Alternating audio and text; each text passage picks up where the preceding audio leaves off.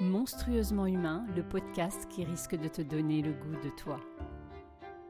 Sois la bienvenue, créature au grand cœur. Approche-la. Sache qu'ici, tu vas peut-être te réconcilier avec qui tu es vraiment. Oui, en fait, si tu pouvais laisser là parler maintenant tout haut tes petites voix intérieures, tes ressentis, tes visions, que parfois tu kifferais de prendre, mais qu'en fait tu tais, tu juges et puis parfois tu sabotes. Parce qu'a priori, ça n'a pas l'air de rejoindre le plus grand nombre. Alors moi, j'ai un rêve, c'est celui de participer à l'effondrement du mur de la norme. C'est un peu mon mur de Berlin à moi. Alors je dis stop à cette recherche constante de l'approbation du monde pour valider notre existence. Stop à cette normopathie assassine. Bonjour, bienvenue dans Monstrueusement humain, c'est la fille de joie. Aujourd'hui, j'avais envie de te parler de l'envie de toi. As-tu envie de toi ? Oui, je sais, c'est une question bizarre. Mais elle me semble tellement importante. Alors c'est vrai que pour illustrer mon intro, j'aurais pu commencer par vous chanter Besoin de rien, envie de toi, comme j'avais envie de personne. Oui, sauf que là, je parle de l'envie de l'autre. Et je crois que c'est beaucoup plus simple d'avoir envie de l'autre que d'avoir envie de soi. C'est navrant, mais c'est comme ça. En fait, c'est l'expérience que j'explore encore plus en profondeur à travers cette étape de ma vie actuellement. Purée, c'est difficile d'avoir cette envie pour soi. Lorsqu'en fait ta norme ou ton mode de vie, enfin de survie devrais-je dire, se sont construits sur placer l'autre au centre. Insidieusement, plus ou moins consciemment. Alors l'autre peut prendre diverses formes, bien sûr. Les enfants, le conjoint, un job, une dépendance, un parent. En tout cas, ce choix, quand tu le fais pour des raisons plus ou moins avouables. Il faut bien être honnête. Et dans mon cas, lorsqu'il s'agit de relations humaines, eh bien d'emblée, on peut dire que oui, c'est parce que j'aime soutenir l'autre. Globalement, et depuis que j'ai des souvenirs dans ma petite tête, j'aime l'autre. J'aime la relation. Qu'elle soit amicale ou amoureuse. C'est ma nourriture. Ouais, c'est plutôt noble ça. Oui, tout à fait. C'est très humaniste. Oui. Mais il faut aussi avouer que c'est un bon moyen pour moi de supporter dans le sens du supporter. Être le supporter de quelqu'un. Oui, parce que ça évite de croire en soi. Ça évite, tu vois bien, d'aller sentir ce que l'on vaut ou ça évite de se confronter à ce que l'on pourrait découvrir de la valeur que l'on se porte. Oui. Alors on place une énergie de malade dans l'autre, comme on peut croire au Père Noël gamin. C'est peut-être moins avouable. Mais moi je crois aussi que c'est parce que je me suis tellement souvent trouvée bizarre que quelque part c'était un moyen de nourrir ma quête d'une reconnaissance. Ouais. C'est clair. Parce qu'en fait, lorsque tu as tellement appris à correspondre pour espérer que l'on t'aime, oui, quand toi, en fait, tu veux de l'amour en barre, bordel.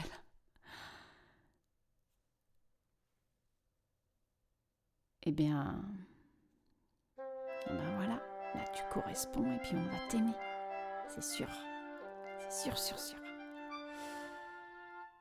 Mais en fait, comme tu ne sais jamais trop si tu es trop ou pas assez dans ce que tu fais ou dans ce que tu donnes,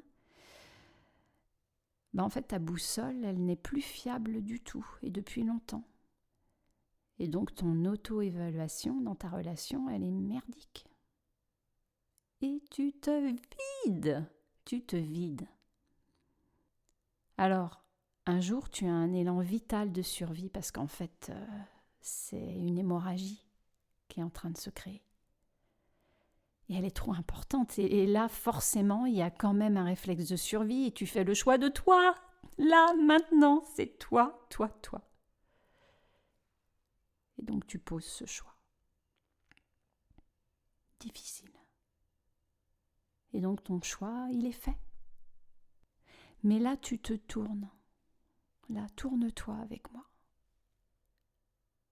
Tu vois là, ce que je vais appeler ton esplanade intérieure. Eh bien là, c'est vide. Bordel, c'est vide. Alors certains vont te dire très vite, oui, mais là justement, tu peux la voir là, tout le plein potentiel. Tu vois, tu peux imaginer plein de possibilités. Ouais. Mais sur l'instant, arrête ces conneries. Sur l'instant, c'est non. Non, sur l'instant, c'est un espace fantôme. C'est comme si tu avais juste à côté de toi un organisme en hibernation. L'activité au ralenti. Et encore. Parce que tu peux aussi avoir l'impression d'avoir perdu la notice de ton mode d'emploi. Et peut-être même que tu n'as jamais vraiment eu accès à ton mode d'emploi. Ouais. Alors à ce moment-là, quand ton esplanade est vide et que tu t'en rends compte, c'est le débattement. C'est un réflexe de survie, c'est l'agrippement au bord de la piscine, c'est quoi le sens de ma vie? Il n'y a plus rien. Tu as la sensation qu'il n'y a plus rien au centre de ta vie. C'est comme si d'un coup d'un seul, tu changeais de culture, de pays, de monde, de planète, de galaxie. Et donc, à ce moment-là, c'est comment je fais pour me rencontrer sur cette esplanade. Sans remplir, sans me prostituer dans de multiples rencontres, sans vampiriser les autres, sans les consommer, des fois même, sans plus ou pas du tout évaluer s'ils nous conviennent ou pas, juste les prendre, les utiliser. Ouais, parce que ça c'est du débattement, c'est de la survie. Et ça, c'est de la fuite, loin de soi. Parce que je te rappelle que le jour de ton dernier souffle,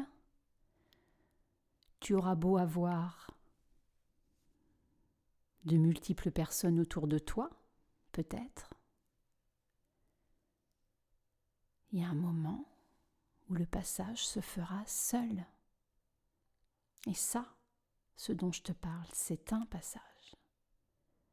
Et notre vie est faite de tellement de passages. Donc trouver le goût de soi, pas à pas. Se confronter à sa seule présence. Avoir une putain de curiosité de qui je suis. Ben oui, en fait, c'est une occasion de se découvrir mieux là. De se connaître. Sans que, pour le coup, qui que ce soit ne te porte de jugement. Mais oui, il n'y a plus de confrontation à l'autre. Il n'y a plus de raison d'avoir peur de cela.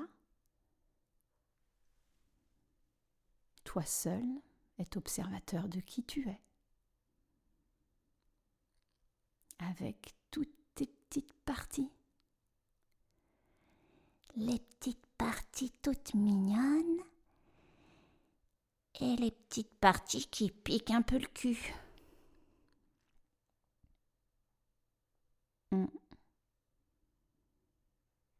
Mais c'est pas grave. Enfin, je dis ça.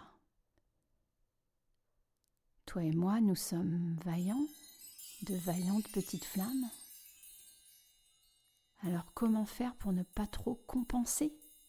Se saisir de l'occasion pour peut-être grandir sur « Ouais, comment je fonctionne, qui je suis ?»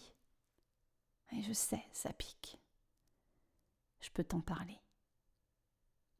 Alors toi, tu as déjà fait le choix de toi ? Et peut-être parfois cornélien, pas évident à faire par rapport à l'entourage, un positionnement vraiment égoïste. Et si tu as déjà fait ce choix de toi, c'était quand la dernière fois ? Où tu as bien voulu voir qui tu étais vraiment, où tu as eu envie de voir qui tu étais vraiment, et puis quel était ton vrai besoin sans ton masque, sans un masque, sans t'adapter. Parce que c'est de ça, moi, que j'ai envie. Malgré certains débattements, c'est de ça que j'ai envie. J'ai envie de te donner envie, parce que je sais que je peux donner l'envie. J'ai peut-être des liens avec Johnny. Moi, j'ai envie de te permettre de voir qui tu es, dans la joie ou pas. J'ai envie de te proposer de te réjouir de toi, de rejouir de toi. J'ai envie de te proposer des récréations. J'ai envie de te proposer d'avoir le goût de toi, de te goûter. Sans drame et sans gravité, l'expérience d'être monstrueusement humain. Et qu'au moment où cette saveur diffusera en toi, tu puisses sentir l'apaisement, te dire « Ah, ouais, je peux avoir cette texture, je peux avoir ce goût. Je suis plutôt chouette. » Et à partir de ce goût de soi, là, pouvoir parcourir le monde, rencontrer l'autre ou les autres. Alors je te dépose ça là, dans cette période de fête, dans ce moment où les jours sont les plus courts et la nuit la plus longue. Je te propose